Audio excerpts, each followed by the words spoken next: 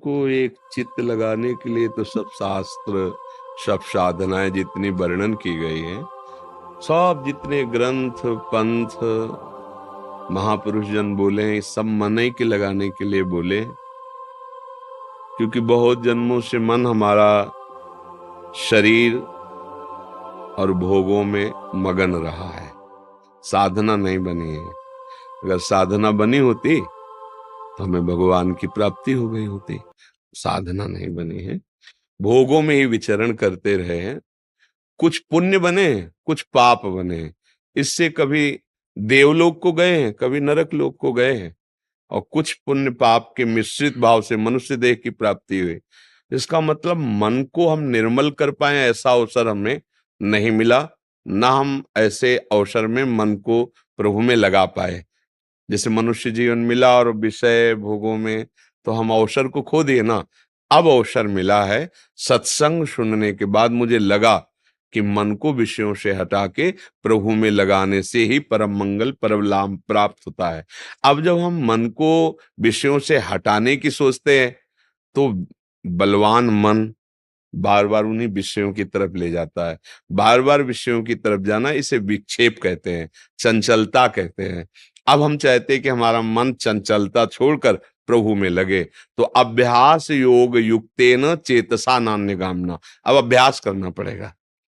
विषयाभ्यास को छोड़कर भगवदाभ्यास करना पड़ेगा। अभ्यास में जैसे कुछ देर हम नाम जप करें, कुछ देर नाम कीर्तन करें, क्योंकि मन चंचल है, एक जगह टिकेगा नहीं। आप सोचो निरंतर नाम जप करने लगे, ये सिद्धों की स्थिति होती है। साधक प्रारंभ से इसमें न चल पाएगा, तो कुछ समय इसको लगाया ये नाम जप में, कुछ समय नाम कीर्तन गायन किया, कुछ समय कथा सुनी, कुछ समय भगवान को कथा सुनाई।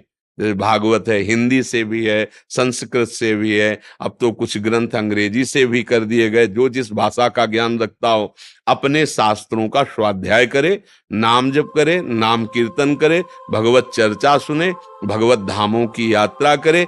इससे धीरे धीरे हमारा मन प्रभु में लगने लगेगा। परहेज, धर्म विरुद्ध विषय भोग न करे, धर्म विरुद्ध भोजन न पावे, मांस मछली अंडा है जैसे ये सब, इससे बुद्धि भ्रष्ट हो जाएगी। आपकी बुद्धि भ्रष्ट है, इसलिए आप समझ ही नहीं पा रहे, तभी खा रहे हो। आपको प्रिय लग रहा है, इसका मतलब बुद्धि गिर चुकी। भ्रष्ट का मतलब होता है गिर चुकी है, वो अपनी स्थिति से गिर चुकी है। हम ऐसा पेय पदार्थ न पिए जो हमारी मन की वृत्ति को दूषित करे।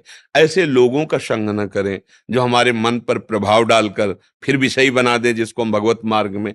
भोजन शुद्ध, जल शुद्ध, संग शुद्ध, हमारे आचरण शुद्ध और अभ्यास भगवत भजन का, तो धीरे धीरे काफी समय बाद मन लगने लगेगा। तुरंत वाली बातें नहीं है ये, बहुत अभ्यास, दीर्घ काल निरंतर सत्कार से भी तो दृढ़, बहुत काल तक निरंतर ऐसा अभ्यास करे तो मन प्रभु में लग जाता है। अब हमारी बात रही कि हमारा गर्भ कैसे पवित्र संस्कारों वाला हो, उसके ऊपर कैसे प्रभाव पड़े। तो जैसे हमने प्रहलाद जी के जीवन चरित्र को जब सुना और पढ़ा तो ये प्राप्त हुआ कि गर्भ में ही प्रहलाद जी थे। कयाधु जी को नारद जी अपने आश्रम में ले गए और वहां रोज भगवत चर्चा सुनाते, और पवित्र आश्रम में रहती पवित्र भाव से, तो वो सारी पवित्रता और गर्भस्थ बालक के ऊपर प्रभाव पड़ा, और गर्भ से ही वो महान भागवत रूप में प्रकट हुए। गर्भ में ही अर्जुन जी ने जब अभिमन्यु जी को चक्रव्यूह तोड़ने की सुना, अभिमन्यु की मां को रहे थे, लेकिन गर्भस्थ शिशु के ऊपर प्रभाव पड़ रहा था। आखिरी व्यूह रचना को तोड़ने में वो सो गई, तो श्रवणेंद्री, मां की श्रवणेंद्री से बालक पर जा रहा था प्रभाव, वो बंद हो गया। आखिरी नहीं तोड़ने की बात समझ पाए। इन दो उदाहरणों से हमें यह समझना चाहिए कि हमारे गर्भस्थ शिशु पर हमारे भोजन का, हमारे वार्तालाप का, श्रवण का, देखने का, व्यवहार का प्रभाव पड़ रहा है। जैसे गर्भस्थ शिशु है, गर्भ में आ गया है, फिर आप गृहस्थ धर्म में सहवास करेंगे, वो प्रभाव पड़ेगा उसके ऊपर, उसके अंगों पर प्रभाव पड़ेगा, उसकी मानसिकता पर प्रभाव पड़ेगा।